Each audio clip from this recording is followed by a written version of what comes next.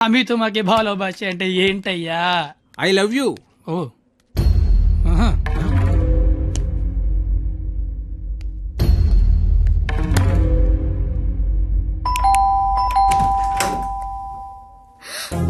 హే, నువ్వేంటి ఇక్కడ?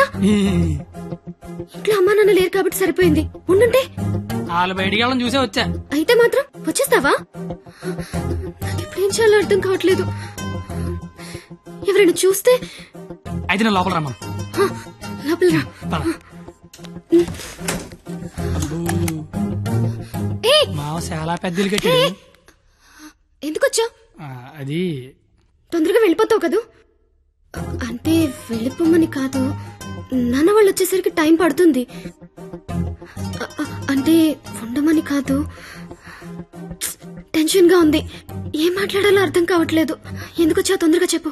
तो आई स्नेहियामी संस्कृत मोय तुमाक बाल पाव असामीस मैं चा चैन मा काश्मीरी तू मगेल मोगाचो कोंकणी मा तो के प्यार केंडो अहियान सिंधी ऐना नंगवन उंगसी मणिपुरी हूँ तूने प्रेम करू छू गुजराती मैं तन्ने प्यार करूं राजस्थानी मुँह तुमाको बाला पाए ओरिया मैं तन्ने प्यार करदा पंजाबी मैं तुला होपच प्रेम करो तो मराठी न्यान निन्नु स्नेहिक्कुनु मलयालम नानु निन्ननु प्रीतिस्तुने कन्नड नानु ने कादलिक्किरन तमिल मैं आपसे प्यार करता हूँ उर्दू मुझे तुमसे प्यार है हिंदी నేను నిన్ను ప్రేమిస్తున్నాను ఆమె తుమాకే బాలోబాషి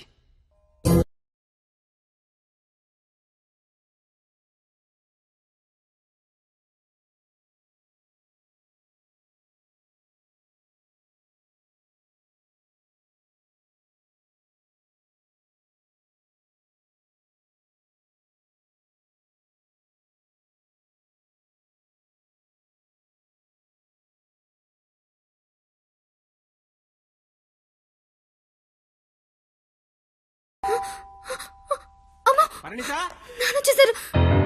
పరిణిత, పద, కిచెన్ లో దాక్కుందు. ఏయ్!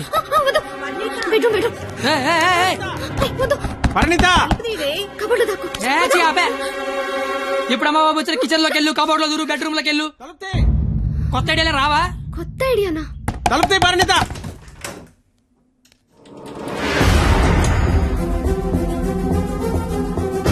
నువ్వేంటి లోపల? ఆ? మా అమ్మాయి పరిణిత ఇది? మా పరిణిత ఏదిరా? మా అమ్మాయి పరిణిత ఎక్కడ? ఆ? ఏదిరా మా అమ్మాయి ఇది? పరిణిత, నీతో గొడవ పడదామని వచ్చా నువ్వు ఎక్కడంటే లోపలికి తొలిపేసుకున్నది అరగంట నుంచి కొడుతున్నా బయటికి రావట్లేదు రమ్మందాన్ని పిలువు దాన్ని బయటికి ఏంట్రా, ఏం మాట్లాడుతున్నావు? ఆడపిల్ల ఒక్కతే ఉన్న ఇంట్లోకి వెళ్ళకూడదన్న ఇంగితం కూడా లేదా? నువ్వు చెయ్యెత్తితే నేను ఎత్తుతా ఆపడానికి మా బాబు కూడా లేడక్కడ ఛీ! నీతో ఏంట్రా? పోలీసులకి చెప్తే నీ తాట తీస్తారు. ఆ టైంలో పోలీసులకి ఫోన్ చేయాలి అదే కరెక్ట్ వాళ్ళు వచ్చి స్టేషన్కి పట్టుకెళ్తారు మా ఫ్రెండ్స్ డబ్బులు ఇచ్చి ఇంటికి తీసుకొస్తారు కానీ వాళ్ళు మాత్రం రోజు మీ ఇంటికి వస్తారు అవసరానికి తలకాయ నొప్పి అసలే నీకు పెళ్లి కావాల్సిన కూతురుంది అంటే నేను నిన్నేం చేయలేను అనుకుంటున్నావా? గవర్నమెంట్ ఎంప్లాయీని నేను తలుచుకుంటే ఒకటో తారీఖు జీతం తీసుకుంటావు అంతకంటే ఇంకేం చేయలేవు అదే నేను తలుచుకున్నాను అనుకో ఏవన్నా చేయగలను ఉదయం సాయంత్రం ఆఫీస్కి వెళ్తావు దారంతా మాదే సోమవారం శనివారం గుడికి వెళ్తావు గుడి చుట్టూ మేమే అంతవరకు ఎందుకు ప్రతిరోజు మీ ఇంటి ముందు ఒక పేపర్ ఇస్తాడు అది తీసుకోవడానికి నువ్వు బయటకు వస్తావు నేను నీ మొత్తం పెద్ద రాయి ఇసురుతా అవసరమా నీకు అసలు నీకు పెళ్లి కావాల్సిన కూతురుంది నువ్వు మా కాలేజీ వచ్చి గొడవ చేసావు నేను మీ ఇంటికి వచ్చి గొడవ చేశా ఎక్కడితో వదిలేస్తే ఇద్దరికీ మంచిది లేదనుకో అవసరమా నీకు అసలుకే పెళ్లి కావాల్సిన కూతురుంది అయ్యో బండలే వదిలేస్తారేంటండి? అవసరమా? మనకు అసలే పెళ్లి కావలసిన కూతురుంది. నేను అసలు దొరికిపోయామనుకున్నాను. అయినా అంత టెన్షన్ లో అన్ని మాటలు ఎలా వచ్చాయి? బిల్లు నువ్వే కడతావు కదా అయితే ఓకే డైరీకి తోనాలు కట్టు నీకే. అదేంటి నువ్వు చేయలేకపోయినా ఎవరు రాసుకుంటావు కదా ఇంక అవసరం లేదు, నువ్వున్నావు కదా. అయ్యో బాబోయ్ చంపేశావే అది సరే అసలు నన్ను ఎందుకు లవ్ చేసావే నువ్వు అసలు నువ్వెందుకు నన్ను లవ్ చేసావు? ఇంటర్ పోయి ఖాళీగా ఉన్నాను పొద్దున్న లేచాకేదో పని ఉండాలి కదా చెప్తా నీలాంటి తెల్ల తోలు కత్తిలాంటి ఫిగర్ ఈ కత్తిగడికి పడిందని పెట్టగోడ మీద కూర్చున్న కుర్రాళ్ళు కథలుగా చెప్పుకుంటే ఉంటది. అంటే తెల్లతోలు కత్తి లాంటి ఫిగర్ నన్ను లవ్ చేసావా? ఆ, ఛీ! అంతగా ఇంకేం కావాలి?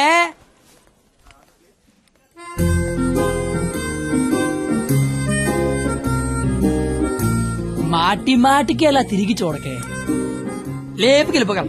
ఎలా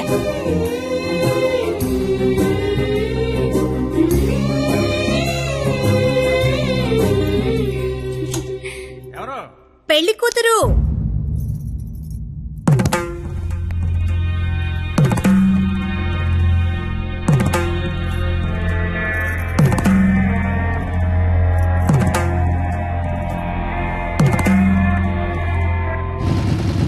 బండి ఆపరా సరే. కత్తి, ఏమైంది?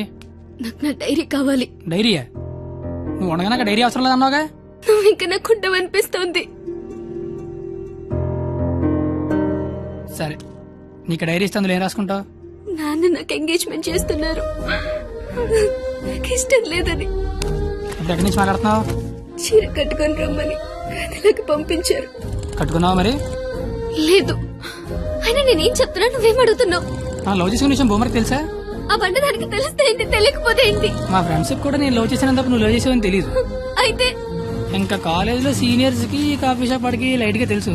ఇంకా మీ కాలేజీలో స్వీపర్స్ కి వాచ్మెన్ కి డౌట్ ఉంది అనుకుంటా. ఏం మాట్లాడుతున్నావు కత్తి? ఫస్ట్ నుంచి మీ నాన్న కూడా నా మీద డౌట్ ఉంది కదా, మరి నా పేరు బయటకు వస్తుందేమో అని. ఏమవుతుంది? అంటే రేపు నీకు పెళ్లి ఇష్టం లేదని సూసైడ్ చేసుకున్నావు అనుకో, మన విషయం బయటకు వస్తుందా రాదా అని. ఏయ్, నువ్వు నేను ప్రేమించుకున్నామని నీకు నాకు తప్ప ఎవరికి తెలీదు. నీ పేరు బయటకు రాకుండానే సూసైడ్ చేసుకుంటాను, పెళ్లి చేసుకుంటాను. ఎందుకంటే పెళ్లి చేసుకున్నా సూసైడ్ చేసుకున్నా ఒకటే కదా. మరి ఇప్పుడు ఏం చేయమంటావు? అయితే మీ ఇంటికి వచ్చి లేచిపోతాం రమ్మంటే వస్తావా? చచ్చిన రాను. నాకు మా నాన్న కావాలి, నువ్వు కావాలి. నాకు మా నాన్నతో ఉండే ధైర్యం, నీతో ఉండే ఆనందం, ఇట్లా ఏది లేకపోయినా ఇంకొకటి నాకొద్దు. సరే, ఇదే విషయం హాల్లోకి వచ్చి మీ నాన్న చెప్దురా.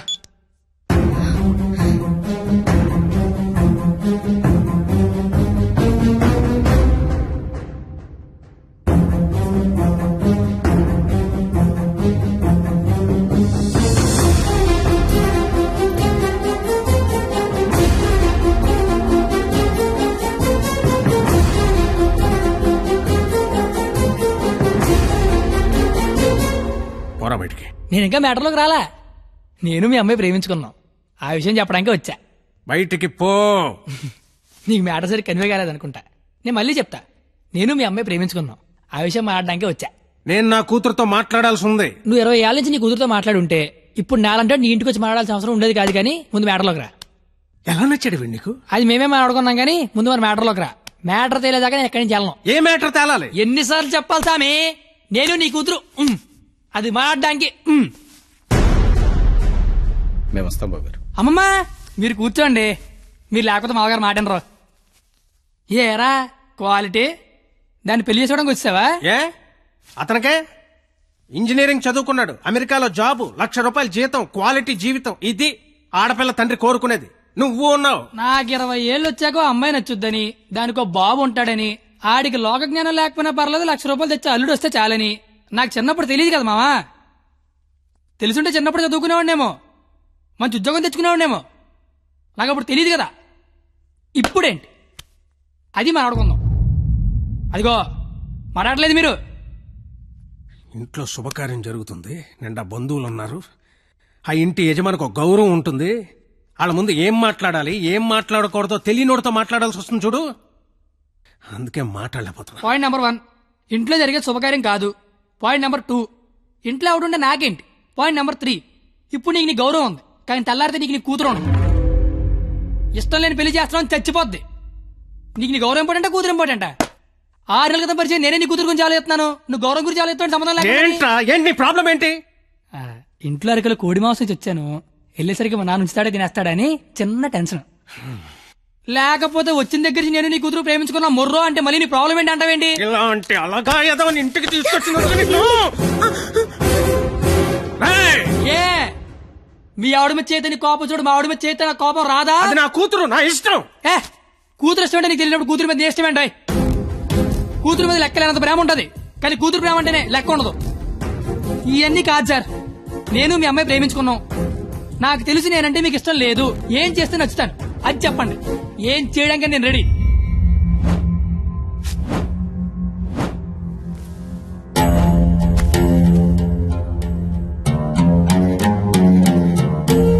మనకు సంబంధం లేని ఒక వ్యక్తి మన ఇంటి తలుపు తీసుకుని లోపలికి వచ్చి మన ఇంట్లో మన గురించి మనకు తెలియకుండా ఏమనుకుంటున్నారో మనకు తెలిసేలా చెప్తే ఎలా ఉంటుందో నాకు ఆ క్షణం తెలిసింది. ఆలోచించడానికి కూడా అవకాశం లేకుండా పోయింది. తప్పని పరిస్థితుల్లో నేను ఒక డెసిషన్ తీసుకున్నాను. ఏం చేస్తే నేను నీకు నచ్చుతానని నువ్వు అడిగావు కదా, ఏం చేసినా ఈ జన్మకు నువ్వు నాకు నచ్చవు. కానీ ఇది ప్రేమించింది కదా.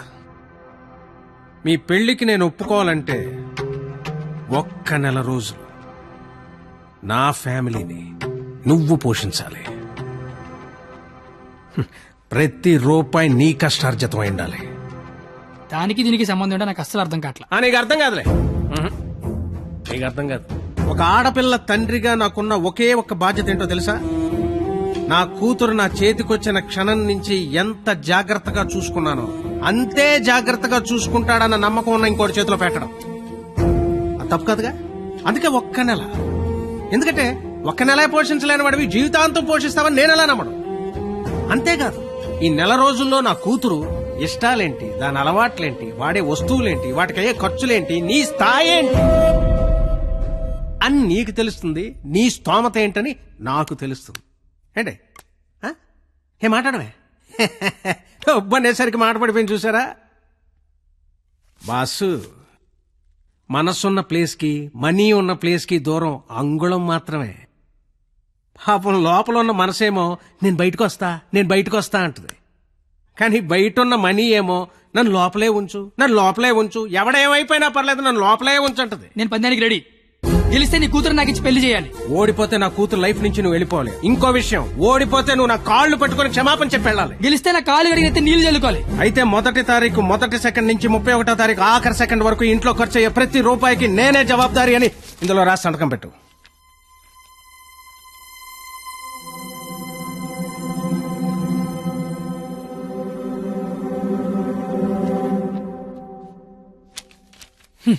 అంత మ్యాటర్ రాసిన చదువుకుంటే అగ్రిమెంట్ రాయాల్సిన అవసరం ఏముంది?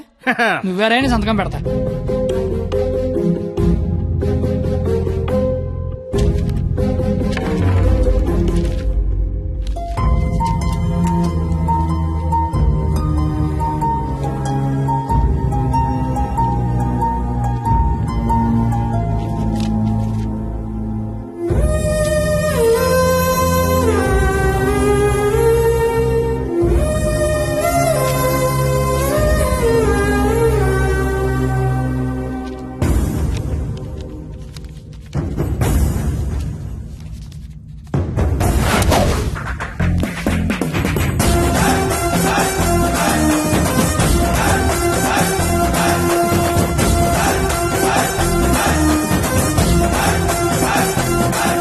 నెలంతా ఖర్చు పెట్టి పోషించడం పెద్ద కష్టమేమి కాదేమో. పోషించలేనంత ఖర్చు పెట్టించడం కూడా పెద్ద కష్టం కాదేమో. మాయర్ ఇప్పటిదాకా నాలో క్వాలిటీనే చూసే. వస్తాను మాయర్.